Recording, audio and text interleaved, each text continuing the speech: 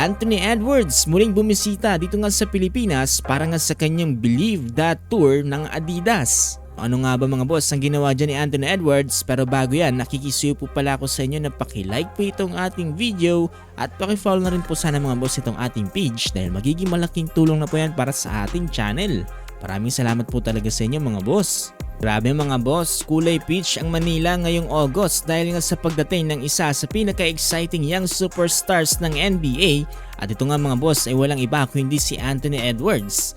Yes mga boss, tamang narinig nyo, dumating si Ant-Man sa Pilipinas para nga sa kanyang Adidas Believe That Tour at napakarami mga basketball fans ang nagtipon para makita ng personal ang future face ng NBA. Kung kilala nyo si Anthony Edwards, alam nyo na isa siya sa pinaka-athletic at pinaka-entertaining players sa buong liga, coming off another dominant NBA season. Patuloy siyang nagiging isa sa mga bagong mukha ng basketball worldwide. Dito sa naging event, hindi lang simpleng meet and greet ang nangyari.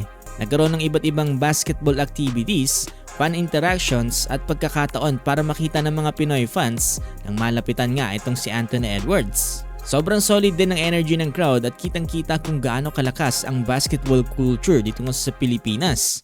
Syempre mga boss, tampok din ang bagong Anthony Edwards signature line ng Adidas, kabilang ang kanyang latest basketball shoes at Believe That collection na nilabas para sa mga fans. Nakakatuwa lang mga boss no dahil kung iisipin na habang maraming bansa ang gustong puntahan ng mga NBA stars, isa ang Pilipinas sa mga piniling destinasyon dito nga ni Anthony Edwards para makipag-connect sa kanyang mga fans.